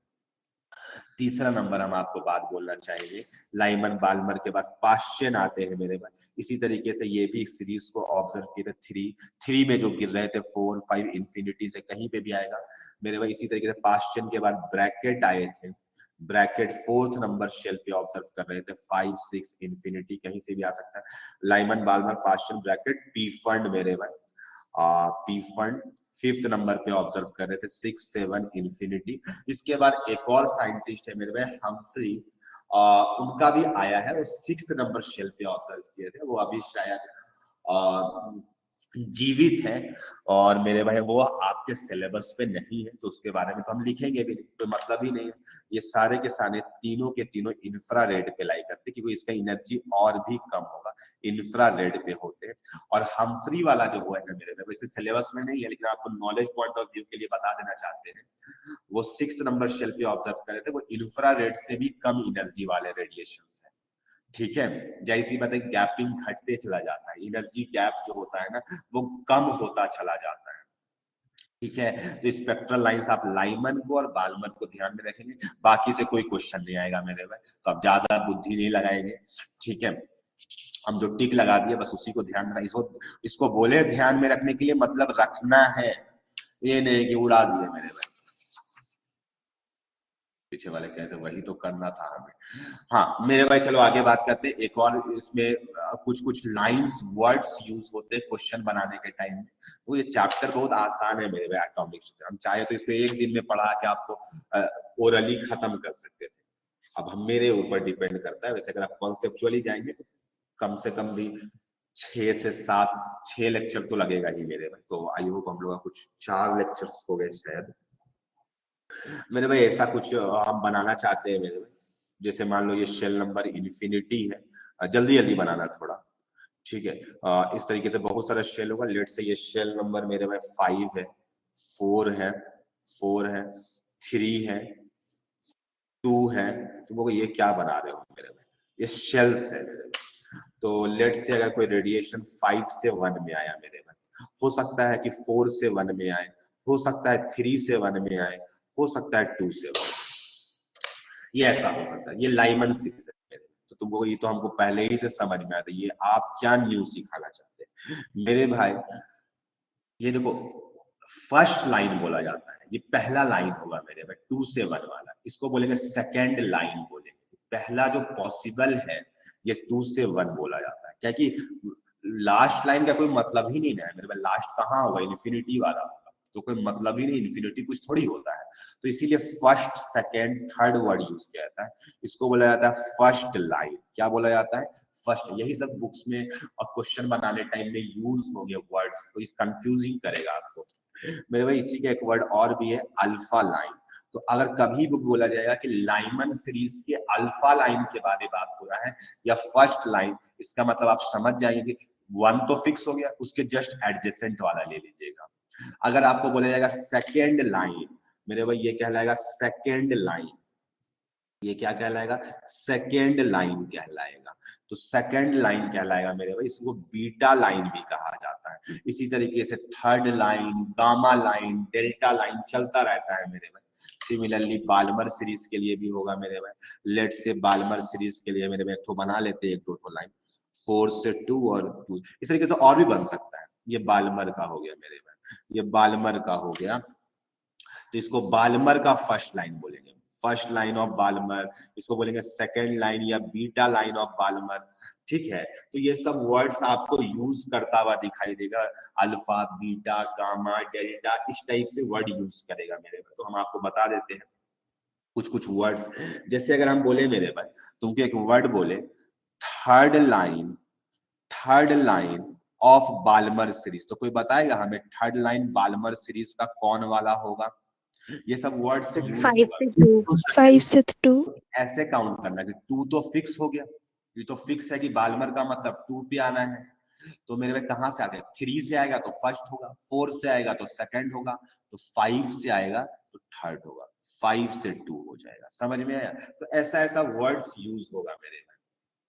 ठीक है, ये कुछ हम लोग बात कर रहे हैं यहाँ पर इंपॉर्टेंट वर्ड, जैसे कैसे कैसे वर्ड्स आपको यूज होते हुए क्वेश्चन में दिखेंगे मेरे पास। शेल नंबर 1 को ग्राउंड स्टेट कहते हैं, ग्राउंड स्टेट कहते हैं। ठीक है, शेल नंबर 1 को ग्राउंड स्टेट कहते हैं। ठीक है, तो आपको लिखा रहेगा ग्राउंड स्टेट, इसका मतलब डायरेक्टली आप समझ जाइएगा वो आपको n=1 के बारे में बात कर रहा है। शेल नंबर 2 को बोलेंगे first excited state, first excited state कहेंगे मेरे भाई। इसी तरीके से n=3 को, एक second my dear, charge laptop पर खत्म हो गया, हम चार्जर लेकर के आए, तब तक इसको देखो जो पढ़ा है। n=3 को हम लोग सेकंड एक्साइटेड स्टेट बोलेंगे। तो इस टाइप से कुछ वर्ड्स यूज किए जाते हैं मेरे में। आपको बोला जाएगा आयोनाइज कराना है इलेक्ट्रॉन को, तो आयोनाइज का मीनिंग होता है आयोनाइज एन इलेक्ट्रॉन, इसका मतलब होता है कि इंफिनिटी नंबर शेल में पहुंचा दो। पहले भी बताए थे थोड़ा देर पहले, इंफिनिटी नंबर शेल पे पहुंचा दो। ठीक है मेरे पास सीरीज लिमिट होता है, लिमिट का मतलब होता है कि लिमिट कहां पे होगा, एंडिंग कहां पे होगा। तो आपको एक वर्ड यूज किया जाएगा, जैसे हम बोलेंगे series limit of Balmer series. तो मेरे पास लिमिटेड कहां से, एक तो फिक्स है 2, तो मैक्सिमम कहां से आ सकता है मेरे पास? तो इन्फिनिटी से, यानी कि मैक्सिमम एनर्जी वाला। ठीक है, इन्फिनिटी से 2 हो जाएगा, यानी लिमिट जाके एंडिंग कहां पे हो सकता है, तो इन्फिनिटी से 2 हो जाएगा। अगर हम लाइमन सीरीज का बोलेंगे तो इन्फिनिटी से 1 हो जाएगा। तो मोस्टली आपका जो क्वेश्चन आएगा वो लाइमन सीरीज से या बाल्मर सीरीज से ही आएगा, अगर यहां पर से उठाएगा तो क्वेश्चन को। 5th नंबर नोट का पॉइंट बात करना चाहते हैं मेरे भाई। तुम लोग क्या बात करना चाहते हैं मेरे भाई? लाइमन सीरीज अगर लिए, अगर हम लाइमन सीरीज के बारे में बात किए, तो अगर हम तुमसे बोले एनर्जी मैक्सिमम और वेवलेंथ मैक्सिमम, कोई बताएगा लाइमन सीरीज में मैक्सिमम एनर्जी कब रिलीज होगा? लाइमन सीरीज में मैक्सिमम एनर्जी 2 से 1 के लिए 2 से 1 इंफिनिटी से जब 1 आएगा। यस, इन्फिनिटी से 1 में ना होगा, सबसे ज्यादा मैक्सिमम एनर्जी। तो इन्फिनिटी से 1 में जो होगा मैक्सिमम एनर्जी होगा। सोचो अच्छे से, सबसे ज्यादा एनर्जी। हाँ, 2 शेल्स के बीच में पूछेंगे तो 2 से 1 होगा, लेकिन टोटल पूछे हैं तो इन्फिनिटी से 1। तो अगर एनर्जी मैक्सिमम होगा तो लैम्डा मिनिमम होगा, ये तो फिक्स है, एनर्जी इनवर्सली प्रोपोर्शनल रहता है। तो अगर हम तुमसे पूछेंगे मिनिमम एनर्जी लाइमन सीरीज में कब होगा, तो लाइमन सीरीज बोलने का मतलब ये 1 तो फिक्स है, तो मिनिमम कब होगा? तो 3 से तो नहीं होगा मेरे पास, 2 से ज्यादा ही हो जाएगा 3 से 1 में आने में। उस टाइम में 2 से 1 होगा, उसको बोलेंगे एनर्जी मिनिमम और लैम्डा। यहां से बहुत क्वेश्चन आते हैं मेरे भाई, तो ये सब अच्छे से ध्यान से देखो। सिमिलरली अगर हम तुमसे बोले बाल्मर सीरीज में क्या होगा, तो कोई बताएगा कि मैक्स, इसी तरीके से लिख लो खुद से बाल्मर सीरीज, और हमें कोई बताओ कि बाल्मर सीरीज में मैक्सिमम कब होगा एनर्जी? इन्फिनिटी से 2। यस, तो ऐसे लिख लीजिए आप लोग इसी के नीचे में बाल्मर सीरीज और उसके बाद में लिख लो इन्फिनिटी से 2 एनर्जी मैक्सिमम होगा, लैम्डा मिनिमम होगा, और 3 से 2 एनर्जी मिनिमम होगा और लैम्डा मैक्सिमम होगा। तो आई होप ये लाइंस आपको अच्छे तरीके से समझ आ रहा होगा। हम आगे बढ़ते हैं और कुछ प्रश्न करके खुशियां मनाइए मेरे, ठीक है। थोड़ा जल्दी जल्दी करिएगा आप लोग। कैलकुलेशन के टाइम पे आप कैलकुलेटर यूज कर सकते हैं बिल्कुल, ठीक है, क्योंकि अपने को कैलकुलेशन में ज्यादा टाइम वेस्ट नहीं करना। आप घर में जब क्वेश्चन बनाएंगे तो वहां पर आप बिना कैलकुलेटर का यूज करेंगे ताकि आपका कैलकुलेशन स्ट्रांग हो जाए। अभी आप बिल्कुल कैलकुलेटर का यूज करेंगे। Calculate the longest wavelength, calculate the longest wavelength of radiation in Lyman series, in Lyman series, ठीक है, for hydrogen atom, for hydrogen atom। इसमें 4 ऑप्शंस है। अब 4 ऑप्शंस में बताइए कौन सा ऑप्शन सही है। 1025 angstrom, 1215 angstrom, option number C 1378 angstrom, option number D 1475 angstrom.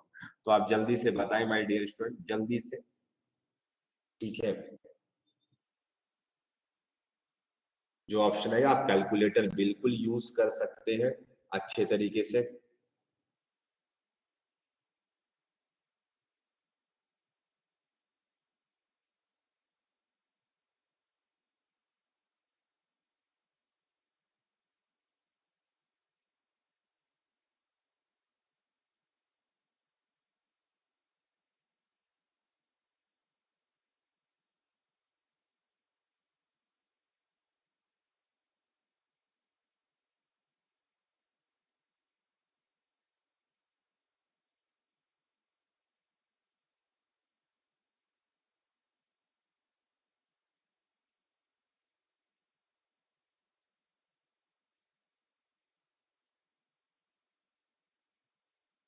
किसी का जवाब आ जाएगा तो बताएगा, थोड़ा फास्ट फास्ट लेकिन आप लोग कैलकुलेशन करें my dear students.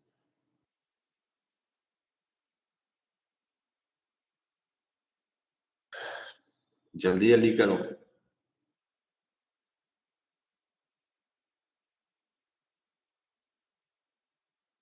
Sir option B. Yes, option number B होगा माय डियर स्टूडेंट्स। तो सॉल्यूशन पार्ट पे आते हैं।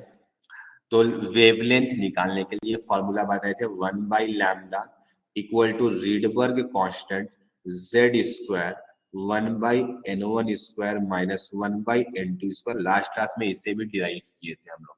या फिर कोई एनर्जी निकाल करके hc/लैम्डा से भी यूज कर सकता है। एनर्जी निकालने का कैसे 13.6, या फिर मीटर्स में निकालना है या एंगस्ट्रॉम में निकालना है तो आप जूल्स वाला लेंगे, एनर्जी निकाल लेंगे, फिर hc इक्वल टू hc/लैम्डा करके भी निकाल सकते हो।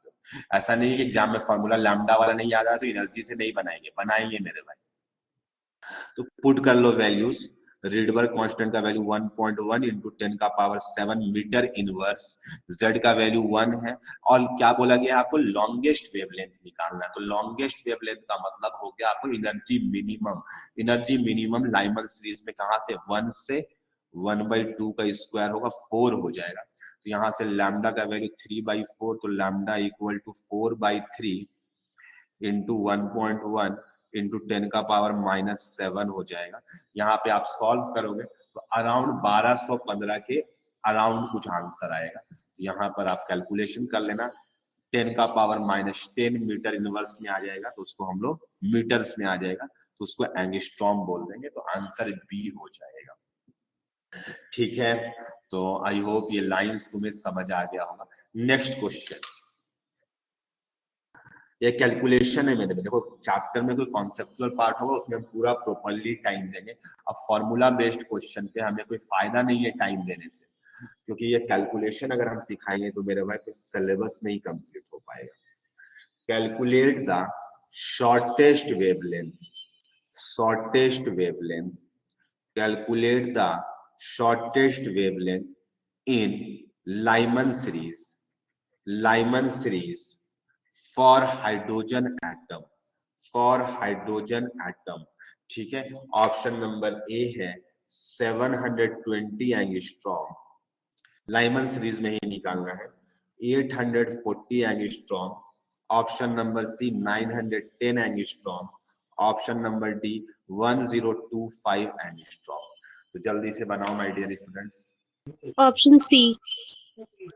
बड़ा जल्दी बना लिया आप तो। सर पिछला ही क्वेश्चन देख के सर बन जा रहा है अच्छा, पिछला ही वाला से बन जा रहा है। Sir, comparison good. Sir last question में भी कैलकुलेशन नहीं किए थे, राउंड ऑफ वाह। में ले आए थे।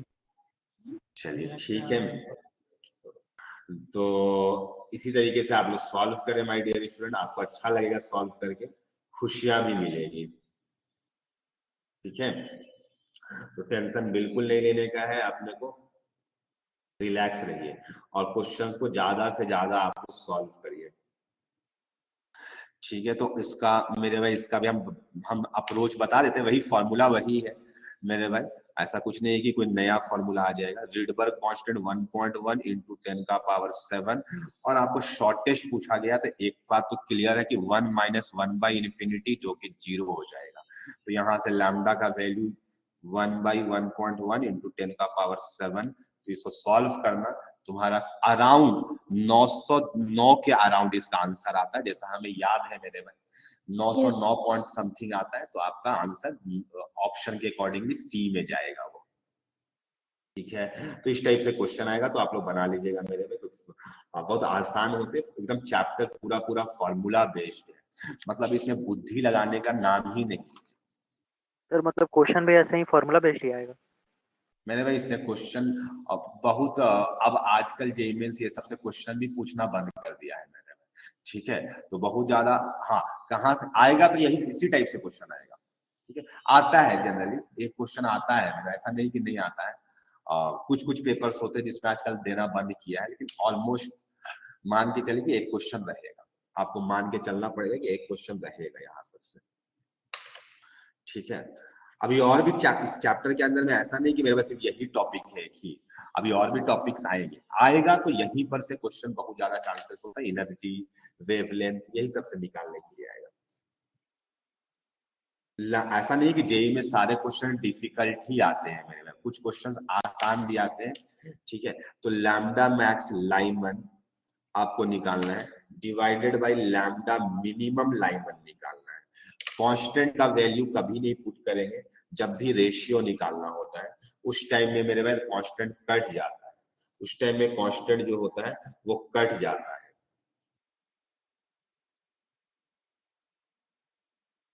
ठीक है, तो बनाए।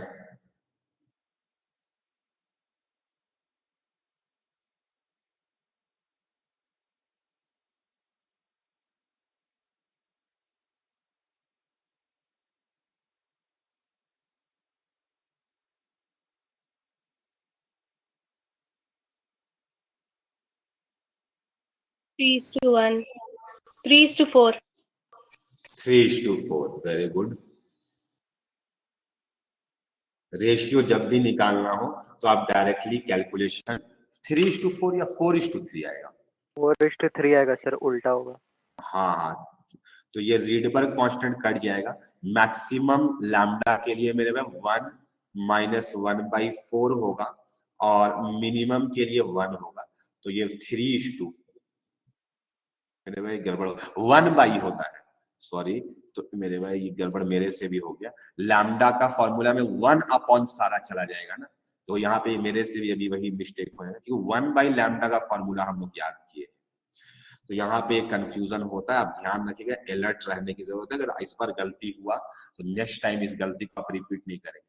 तो अगर मैक्सिमम पूछा गया तो इसका वाला टर्म नीचे लिखाएगा, लेकिन लैम्डा इधर जाएगा तो नीचे पे, ऊपर वाला नीचे पे लिखना पड़ेगा। तो 1 - 1/4 होगा और मेरे पास मिनिमम वाला ऊपर होगा तो 1 - 0 होगा।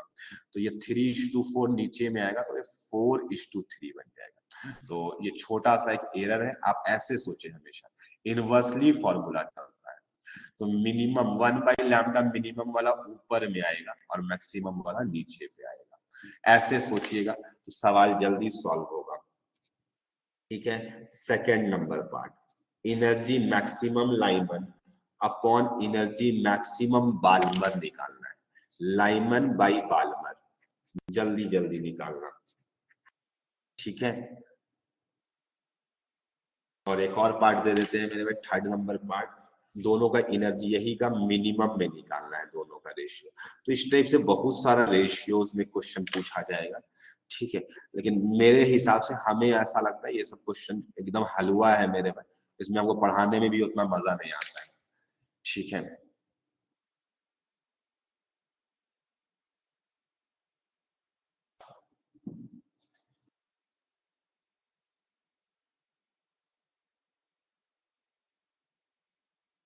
सेकेंड का और थर्ड का जवाब दो। 2:1 आ रहा है सेकंड का। नहीं नहीं नहीं, गड़बड़ कर दिया तो 4:1। हाँ 4:1 आएगा, यस 4:1 इज करेक्ट आंसर।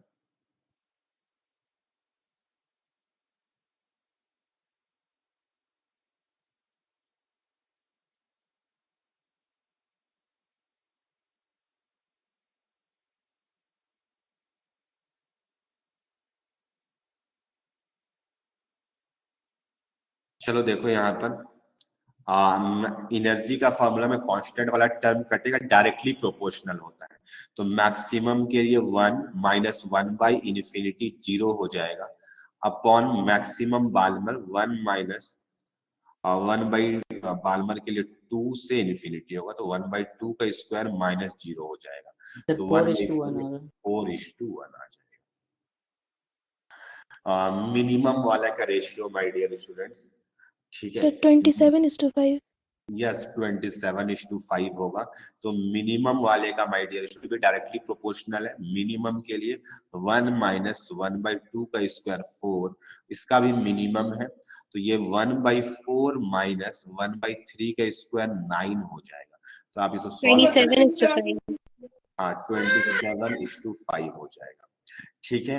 तो माय डियर स्टूडेंट इस टाइप का क्वेश्चन आएगा तो आप लोग बना लीजिए। देखो ये सब क्वेश्चन आते हैं मेरे पर, ये मेरे लेवल के हिसाब से हमें आसान लगता है, ऐसा नहीं है कि आपको भी आसान ही लगे। हो सकता है आपको लग रहा होगा नहीं ये समय में तो कुछ ना कुछ तो यूज हो रहा है, हाँ बोल सकते हो फॉर्मूला का यूज हो रहा है। क्वेश्चन के ये सब टाइप्स है। CDPS आप लोग बनाए माय डियर स्टूडेंट, CDPS बनाइएगा तब आपको और अच्छा लगेगा बना करके,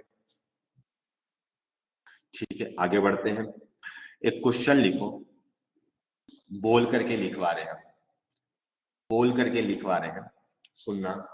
लिखो, in case of sample of hydrogen atoms, in case of sample of hydrogen atoms, atoms है ध्यान रखना, electron de-excites from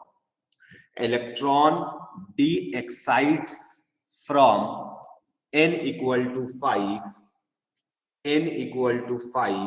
to ground state, ground state का मतलब आपको समझ में आना चाहिए, ground state without emitting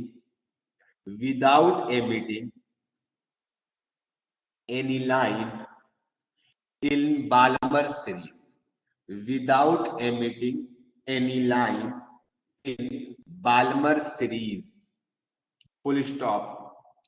Calculate the number of lines emitted. Calculate the number of lines emitted. Calculate the number of lines emitted.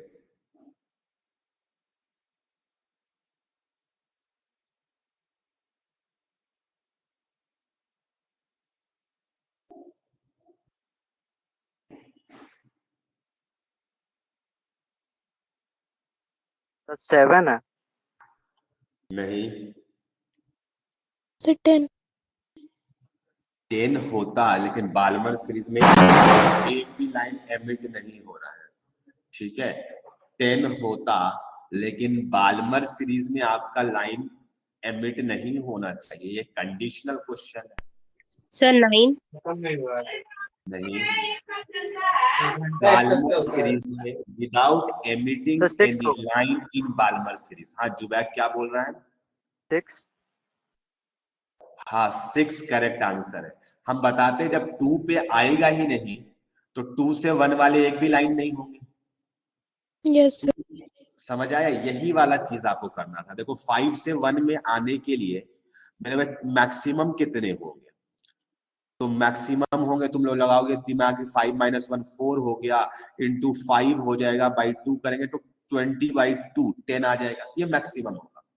लेकिन तुम्हें पता है कि 5 से 2 वाला को काउंट नहीं कर सकते, 5 से 2 वाला नहीं होगा, जो डायरेक्टली आया होगा। 5 से नहीं, 4 हो सकता है, कोई 5 से पहले 4 में आया होगा, फिर 4 से 2 में आया होगा, वो भी पॉसिबल नहीं है, क्योंकि 2 पे तो नहीं आना चाहिए मेरे भाई। 3 कोई हो सकता है कैसे भी करके 3 में आया होगा, तो 3 से 2 वाला भी नहीं हो सकता है। और मेरे भाई जब 2 में कोई लाइन ही नहीं आएगा तो तुम 2 से 1 वाले लाइंस को कैसे काउंट करोगे? तो ये 4 लाइंस को माइनस करना होगा, 10 - 4 = 6। तो इसका आंसर जो हो जाएगा वो 6 हो जाएगा।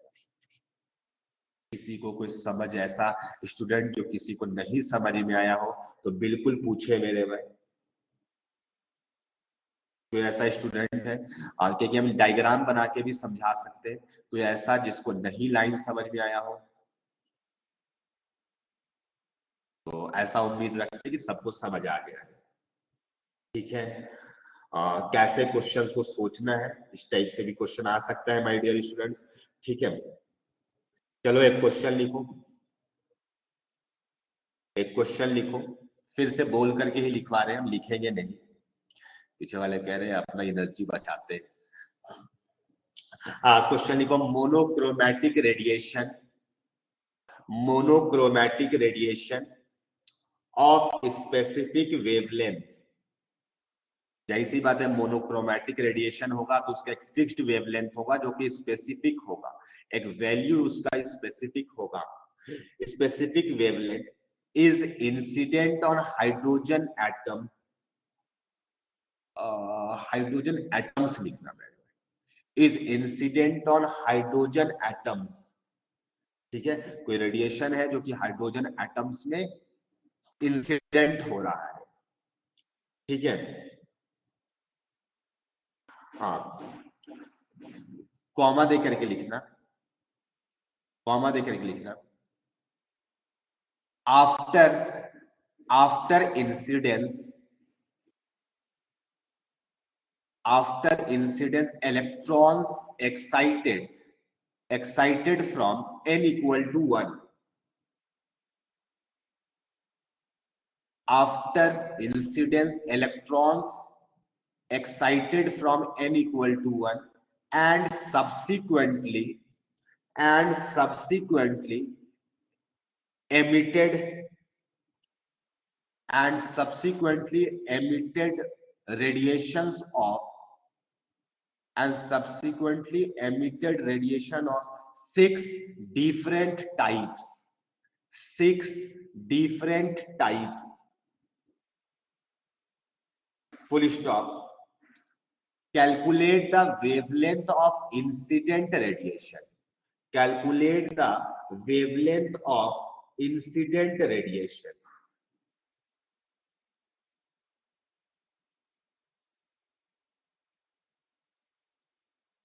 Calculate the wavelength of incident radiation.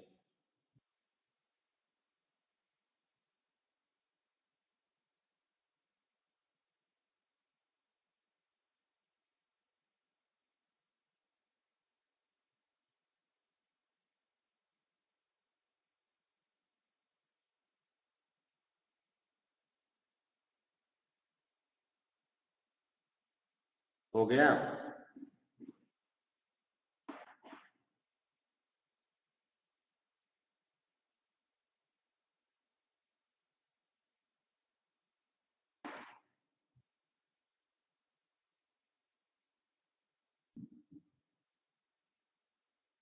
Easy question है, सबसे बन जाना चाहिए।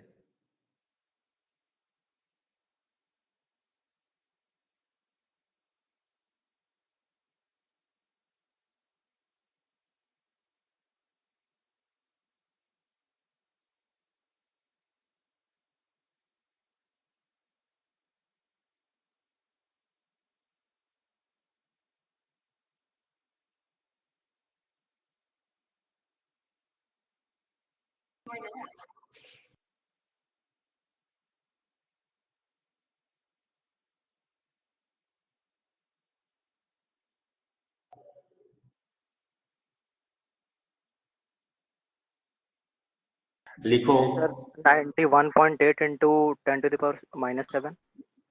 एंगस्ट्रॉम में बताओ ना। सर निकालना पड़ेगा। हाँ, एक बार सुन लो सौम्यदीप, आपके लिए क्वेश्चन को रिपीट कर रहे हैं। Monochromatic radiation of specific wavelength, monochromatic radiation of specific wavelength is incident on hydrogen atoms. Sir 9180।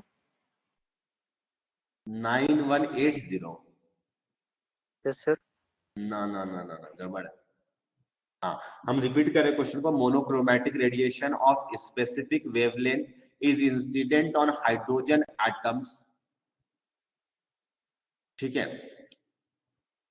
Comma, after incidence electrons get excited, electron gets excited from n equal to 1। हाँ, ऋषिकेश का answer सही है। After incidence, electrons get excited from n equal to 1 and subsequently emitted radiations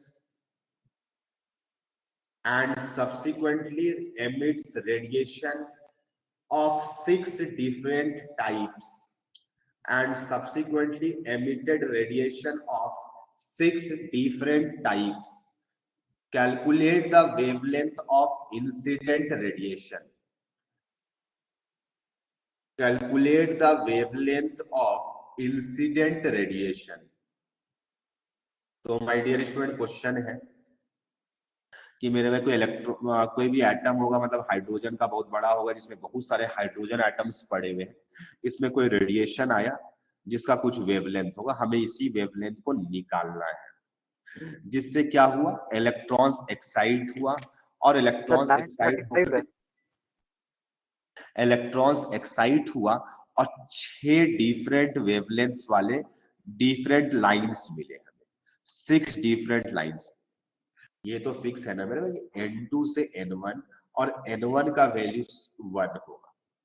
क्यों? क्या है कि लिखा हुआ है आपको कि सब एक्साइट हुआ है ग्राउंड स्टेट से,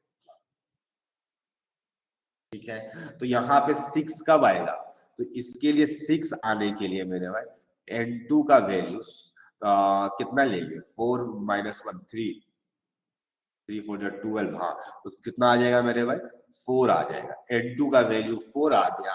अब वेवलेंथ निकालना है। हाँ जी बैक, 6 कैसे होगा, 6 डिफरेंट लाइंस थे, तो 1/λ equal to Rydberg constant, hydrogen atom है तो 1 हो जाएगा, 1/1 माइनस 1/4 का स्क्वायर 16। यहां से सॉल्व करो तो ये अप्रोक्सीमेटली 970 एंगस्ट्रॉम के इक्वल आएगा, 970 एंगस्ट्रॉम के इक्वल आएगा, ठीक है। कितने लोगों को N2 समझ फिर में से आया? बता दीजिए ना कैसे निकाले किसको? सर, N2 जो 4 आया है ना। हाँ, तो N2 minus N1 into N2 minus N1 plus 1 divided by 2 equal to 6। N1 का वैल्यू नोन है, N2 को N लिख दे रहे हैं थोड़ा देर के लिए, तो N minus 1 plus 1 N/2 equal to 6। यहाँ से क्वाड्रेटिक सॉल्व कर लो जैसे सॉल्व करना है यहाँ से, तो n into n minus 1 equal to 12 आएगा, तो 4 इंटू 3 लिख सकते हैं, 4 इंटू 3, तो n का वैल्यू 4 हो जाएगा। यस सर, समझ गया। ठीक है, तो माय डियर टाइम अप हो गया है, ठीक है। हम चाहते हैं कि तुम्हें 2 क्वेश्चंस होमवर्क के लिए भेज दें, ठीक है, व्हाट्सएप। हाँ बोलो ऋषिकेश। सर हम इसको Hc/λ बनाए तो वो सही है? बिल्कुल सही होगा, पहले एनर्जी निकाले होंगे आप। हाँ, फिर एनर्जी डिफरेंस बिल्कुल निकाले, सही है, P4 - P1। बिल्कुल सही है, समझ गए आपका अप्रोच बिल्कुल सही है मेरे में, कहीं से कोई गलत नहीं है, ठीक है। तो हम 1-2 क्वेश्चन आपको होमवर्क देंगे, ठीक है, आपको ग्रुप में भेज देंगे, वो होमवर्क वाले क्वेश्चंस आप बना लीजिएगा। और आप CDPS को सॉल्व करें माय डियर स्टूडेंट्स, क्या कि अब वक्त आ गया है सॉल्व करने का। ऐसा कि नहीं आप मत समझिएगा कि अभी तक बड़ा हेवी टॉपिक नहीं पढ़ा है, वो यही सब हेवी टॉपिक है मेरे इस चैप्टर का, ठीक है। तो यही तक आज रहने देते हैं, ठीक है। नेक्स्ट क्लास में मिलेंगे और हमें लगता है कि 1 से 2 लेक्चर और लगेगा, कम से कम 2 तो लगेगा मिनिमम,